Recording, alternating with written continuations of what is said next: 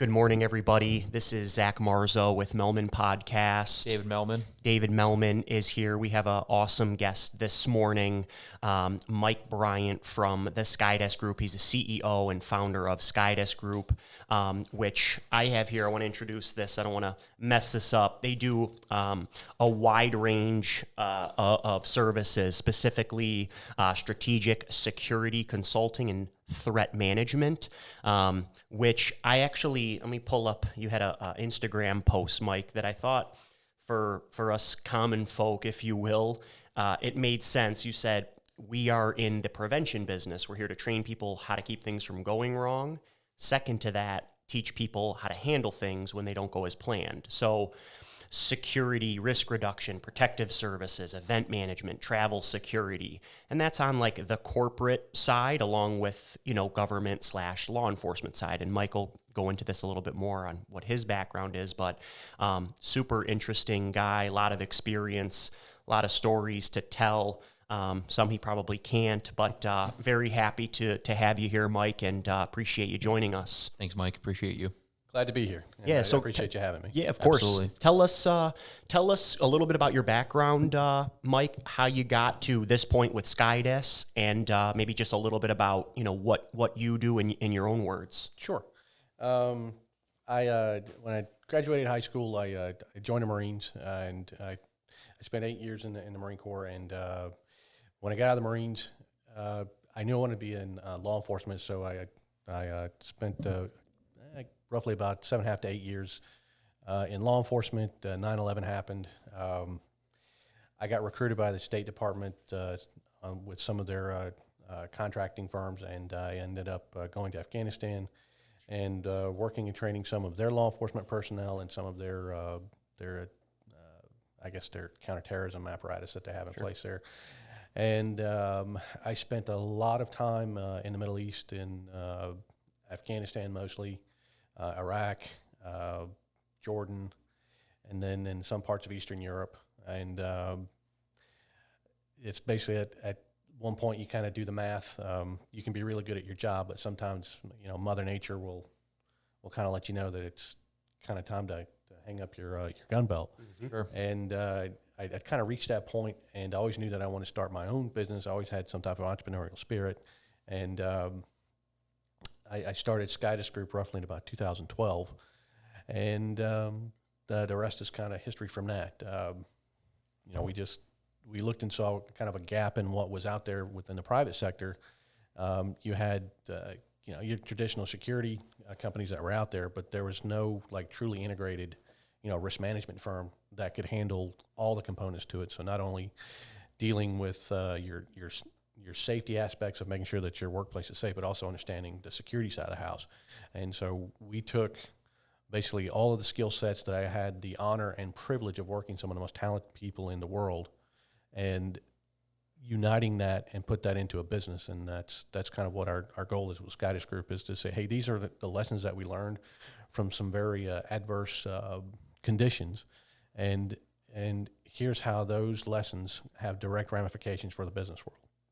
Very cool. Do you, I know at one level you are, providing security for, people that are, I hate to say, very important, but maybe have a lot to lose, or they're, wealthy, they have a lot of assets, they're a CEO of a huge corporation and they need protection. Maybe there's a target on their back for whatever reason, they have haters, you name it, but then all the way down to the corporate level of making sure that businesses that have assets, or you have a warehouse and you're selling, high ticket items, is your security in place? Or, can I ask somebody who, truly knows how to protect something, come in and kind of consult with us to make sure our cameras, IT system, all that stuff. Is that correct, basically? That's basically it. And what we kind of categorize it, there's basically three types of security that's out there. You have one because either a person, an entity, or an asset has some type of direct threat or risk that's been pointed at it. With today's climate, what's going on, depending on what your business model is, it may run contrary to what people believe is in society's best interest. That occurs, and personnel who support that, they have a risk with on them. And then you have kind of what we call your general practices as far as having a good risk management program that's in place that kind of takes and adopts an all hazard risk mitigation protocol. And then what we see most common is kind of check the box, meaning your insurance requires that you have some type of security presence. And what we see is folks will actually engage with that because they don't understand it and understand what having a strong risk and prevention management profile, what that actually can do for your business, then how it saves you money, and in the long term can actually make you money because it'll keep you from doing some things that might cause you problems down the road. No, it's a great point on all 3 points. Mm-hmm. It's interesting because what I'm seeing here, it's more you're playing offense to be ahead of it rather than react to it. Absolutely. So it seems like everything you're doing, you're trying to be ahead of and get prepared for, rather than scrambling once it hits the shit hits the fan. That's 100% true. When I was a police officer, we responded to incidents. Our job was to respond to an incident, write the report, and have someone to investigate the crime or the harm or the damage that had occurred to someone. And one of the things that I quickly learned. As a security consultant, I have zero interest in trying to catch a bad guy. I want to prevent it from occurring in the first place. And that was kind of one of the key lessons. And I remember when I was recruited, I got sent to Virginia to go through a fairly advanced security school. And at the time, I'd been a police officer for a long time. I'd been in the Marines. My tactical skills I thought were fairly sharp. So why are you sending me to a security school? And it was probably one of the best things that ever happened, because I can tell you what I thought I knew about protecting life and property and what I actually knew were two very divergent things. And I can tell you what crow tastes like, because what we in law enforcement have been doing, we've been doing wrong. There's no better way to put it. Sure. So absolutely. That's interesting. I mean, you always think, like, even as a police officer, been on the force for 10 years, you kind of know it all. And I don't think, not everybody's like that, obviously, but even in other businesses, you feel like you've been doing something long enough, but there's always something more to learn.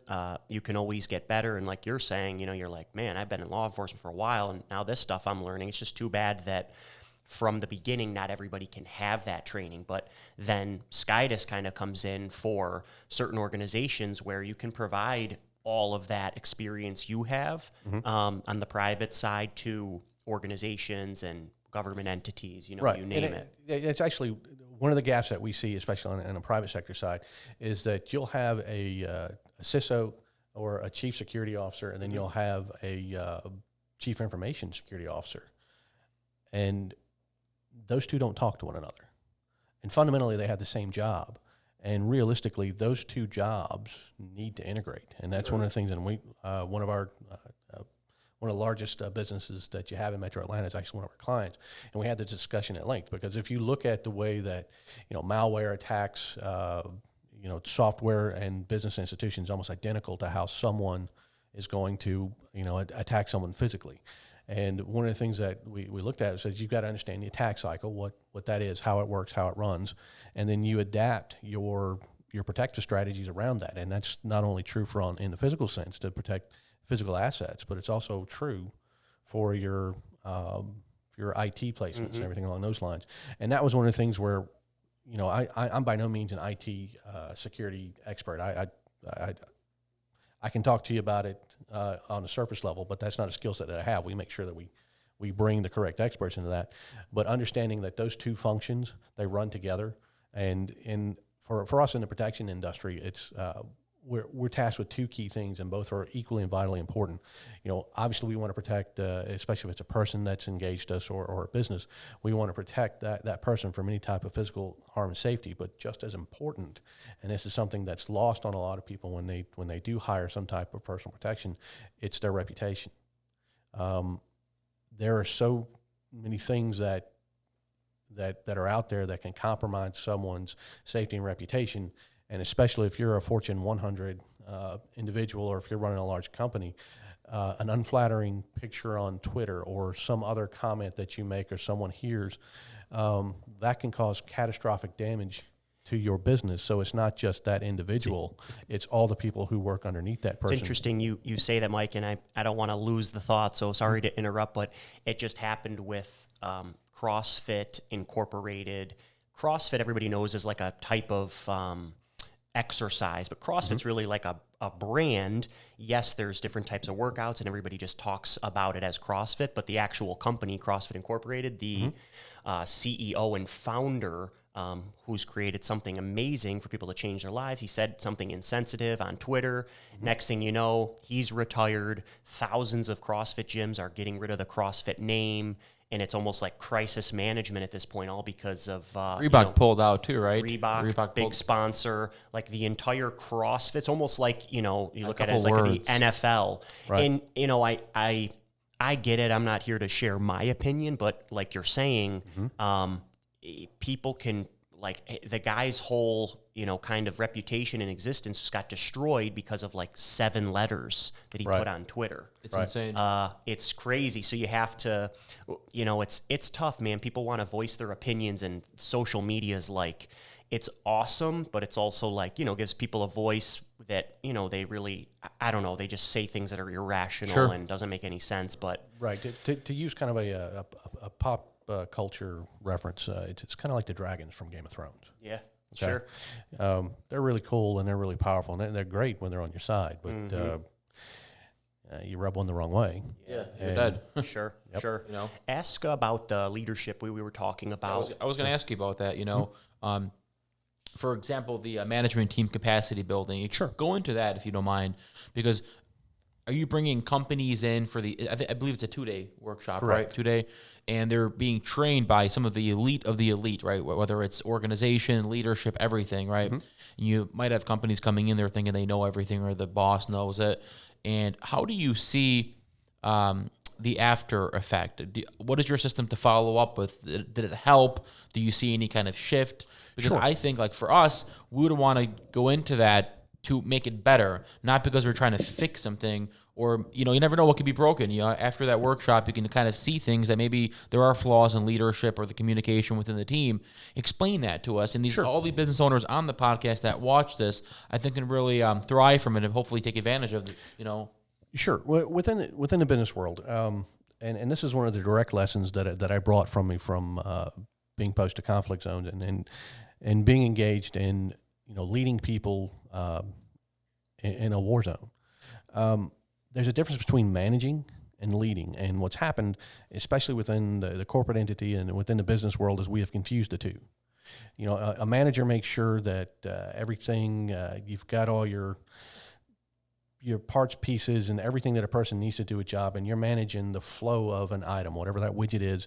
You're managing it, but you're not necessarily understanding the human quotient that's involved with it, because people are very unique. People have their own opinions, they have their own thoughts, they have their own work style, their own workflow. And as a manager, sometimes, and we see this most often, especially when there's conflict, is the manager gets just completely engaged in the managing of the stuff rather than understanding that he's also has to lead his people. Humans. Correct. Yeah. Because the number one asset that any institution has, whether it's a business or a sporting event or in the military, it's personnel. That is by far the best asset that you've got. And to think otherwise, and if you think that a tool is actually what's making your life better, that's just not true. Because that tool requires a human being to do some type of input with it. Would you find guys, Mike, that kind of fit the mold of what you're looking for, or you try to lead them kind of where they're at? Because everybody's different. It's hard to find the same 6 people with the same mindset. So how do you kind of, I guess if you had a crew going out to do a mission, everybody has their own unique skill set. Do you try to like level with them and kind of meet them halfway, or demand that, hey, follow me, do it this way, and like it'll kind of be okay, I guess? No, one of the things that what a leader does is sets the example, and that's it.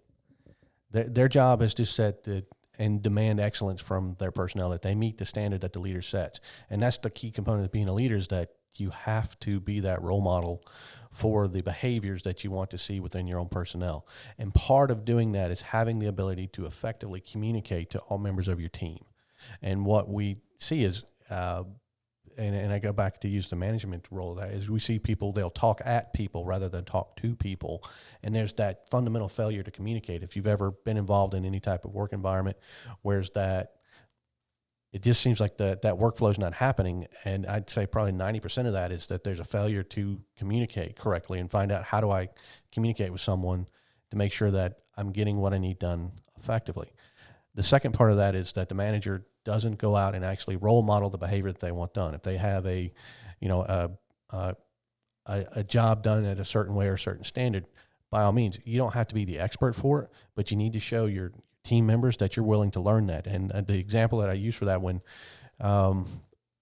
I first started in my roles within the Middle East, I started out as for you guys who've done the high threat protection, this will make a lot of sense to you, but I started out as a left rear machine gunner. What that meant was, in the vehicle packages that we were moving, my position was in the third vehicle. I sat in the back left side, seat with a belt-fed machine gun. That was for our protection strategy. That was kind of your entry-level position. By the time it was all said and done, I had moved up the food chain, and when I ended up running all protective operations for all of Afghanistan, for all personnel, I had done every single one of those positions. And one of the things that I like to do with our guys, I was headquartered in Kabul, Afghanistan, we would have guys who would have to rotate either to go back home, or you'd have an injury or some other type of emergency where they'd have a gap in personnel.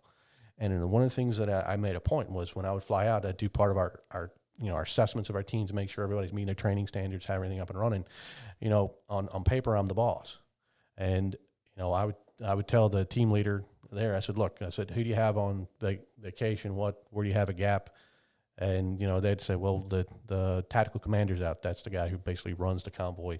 I said, roger that, I'll go fill that seat. Or our saw gunner, he's out. Roger that, I'll go fill that seat. And so every one of my teams, all 7 of them that we had throughout the country, they knew that when I came to town, now, I wasn't some guy that was telling them how to do the job because, I would just put there because, somebody liked me. I had earned it. Yeah. And I had done the job, and I knew the roles and responsibilities of every single position.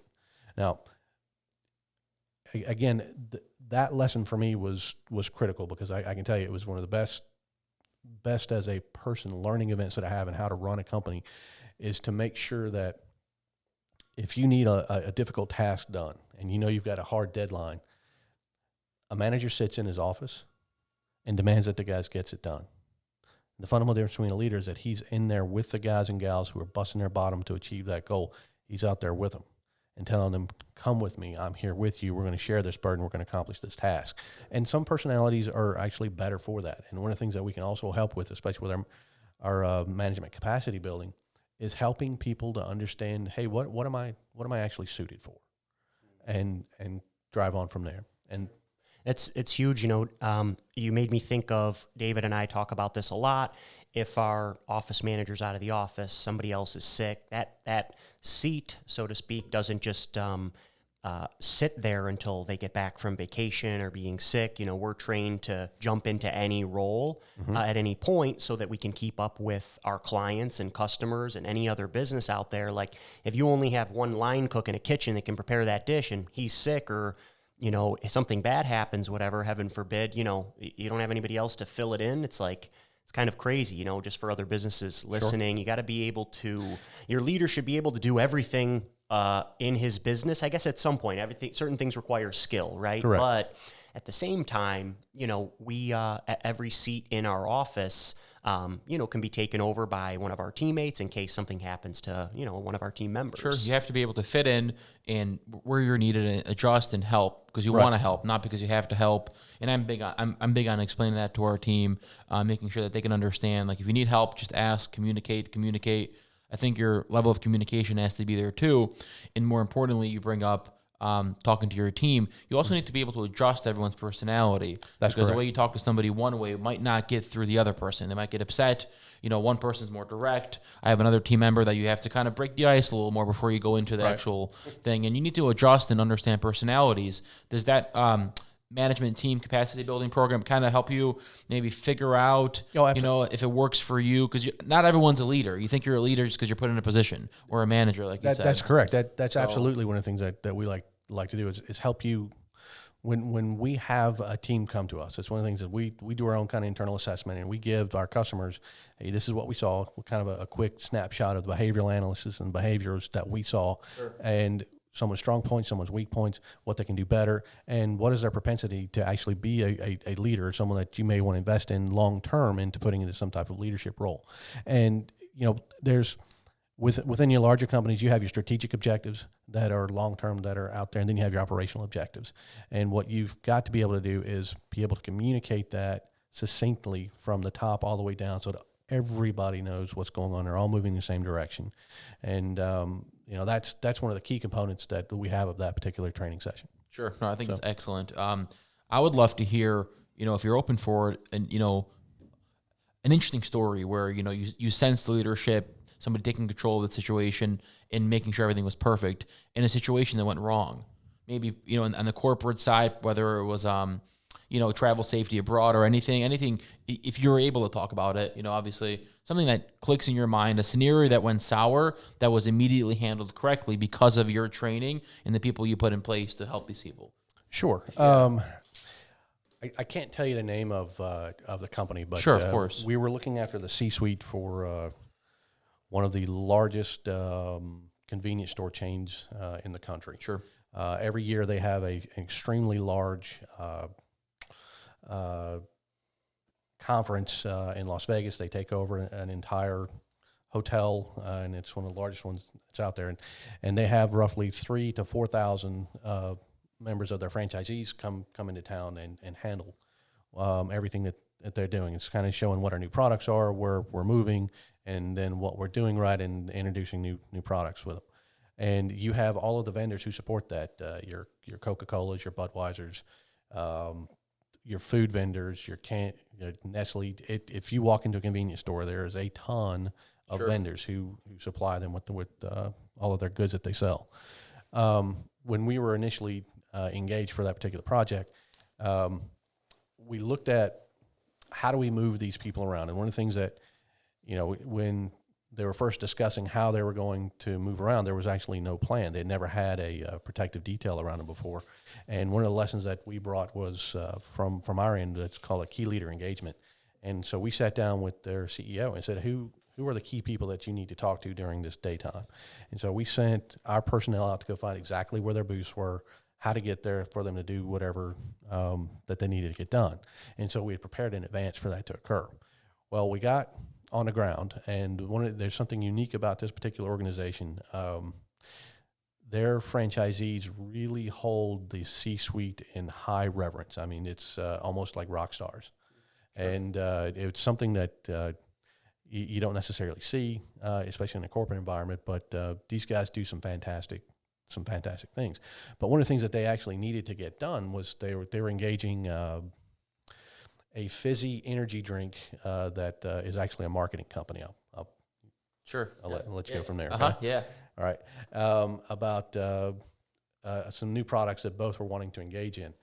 And so we sat and watched, and the initial conversations that were taking place just simply wasn't working, And so one of the things that we did, we used one of our old tricks that we had. So we had our guys basically turn around and face outboard, and we directed the flow of personal traffic around these guys, and they were able to sit in with that little bubble that we created for them, hammer out a deal where this large chain was the first to receive and carry the fizzy drink before anybody else ever did. And when we were all said and done, and they said flat out, we would never had that conversation if you guys hadn't set that up correctly. You sensed something. Yeah. It's just kind of one of those things where you can watch. Both parties were uncomfortable, and it's the best analogy I can give you is if you've ever had a friend of yours at a bar somewhere and you can see them, but there's like 4 people back, and you can't. Hey, I'd like to say hello, Frank. It's good to talk to you. Right. But then just the mash of people, you don't get that engagement. You created the environment for the deal. That's exactly right. We recognize right then and there that, hey, this may have some critical importance here. What can we do to enable that? Interesting. And wow. Yeah, I mean, that's beautiful. I mean, what do you guys look Incredible, like there? You're in what you're dressed in now. Obviously, you don't want to stick out like a the sore casual- thumb. No, we generally when we're engaged somewhere, we don't run around, and that's kind of one of the popular myths out there is that for the layperson they call us bodyguards. Sure. For us, I want to blend in as much as possible. Sure. I'm there not to take away from what your business is. And we're basically there as corporate support. That if you look at what our lanyards are on most of our necklaces, it'll have corporate support and basically a first name, and that's basically it. And we carry the cards of whoever the administrative assistance is for whomever the protectee is. So when we hand those out, those folks can have direct contact. And again, it's a way of making sure that we don't take away from the person that's there. And one of the things that we tell our clients, the number one thing that I want to do is I want to earn your confidence. Okay, I want you to know that every step that I take is designed to be in not only your personal safety best interest, but also what's in the best interest for your business here. And I'm going to safeguard your reputation just as strongly as I safeguard your personal safety wherever you go. So Sure. That's really cool. Really what would cool. you say, Mike, kind of like to finish off, if somebody listening, they're like, all right, well, this sounds like super cool. I want to know more. Like what and or who is like a good referral for you? Like whether that's a smaller company, mid-sized company, large company with a lot of assets.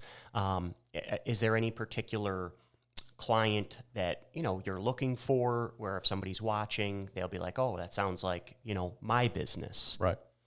Well, it's one of the things, if you look at our portfolio, we don't have a set client base. We have, I can't disclose who we have, but sure. basically Just a range, right, a wide variety. Correct. You think of the companies in Metro Atlanta that are your key marquee businesses. They're either active clients or we have done work with them. And they run everything from pest control up through defense contracting. It's a wide spectrum. Yeah, I mean, if somebody that feels like if you feel like you need it, if you, Right. you have that in mind, like you might need it, or you're going somewhere where you're not comfortable with, a different country, a different state, where you want that, I guess, clean mindset to focus on what you need to do. Sure, and it's not just on the close protection side. It's also on, one of the scourges that were happening was workplace violence. Sure, sure. One of the things that I talked to you about earlier was understanding that. How do I predict this? And one of the we were actually engaged when the shooting took place out in California. We were actually engaged by a firm that wanted to know whether or not that event could have been predicted. And based on my training, knowledge, and experience, most oftentimes acts of violence are highly predictable. It's just that we as human beings, we have lost. I wouldn't say that we've lost the ability to spot it. It's just when we do see it, we ignore it because we're actually victims of the successes that we have, especially here in the U.S. Violence, take away everything that's going on currently, is absolutely a extremely rare event that occurs in most people's lives. So when they see predatory behavior, whether it's by another human being or by another business, they don't necessarily recognize it. And when it does start to manifest, by the time they actually begin to respond to it and address to it, it's too late. And so one of the things that we bring to it, and especially there's two groups that we generally engage within a business. It's either their HR, their human resources, and also their legal team. On HR, your screening processes, if you're wanting to know, hey, do we have a problem within our organizations? What can we do with it? We go through, we have a workplace violence predictor. We have an internal threat predictor. I can tell you within a fair degree of certainty whether or not, somebody's has the potential to cook off. And the thing with it is when we engage this, what we do is someone reaches a certain score on it, that your EAP process kicks into place, your employee assistance program.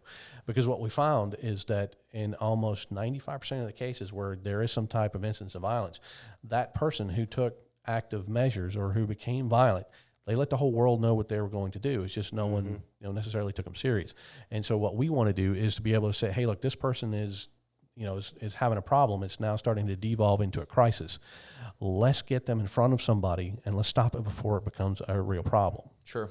Yeah, that's Sure. great point. It's crazy. I'm just like you said, being here in the States. We're not used to these crazy things happening. So when they do, everybody kind of freaks out. But you have all the experience in the world to see what's going on other places, and it's kind of like who knows, a resort here in America, so to speak, with the amount of violence that happens, and how protected we are with security that we have with police and you name it. But I really, really appreciate you coming on, Mike, your time. You can reach out to Mike. I have his information up on the screen. I'll have it in the description when we post this video, but whether that's email, Facebook, Instagram, or checking him out on his website. If you don't know and you're like, well, maybe they could help, I'm not 100% sure, reach out, ask, right? If you don't know, ask. You don't know what you don't know, as Mike said earlier. So just want to thank you.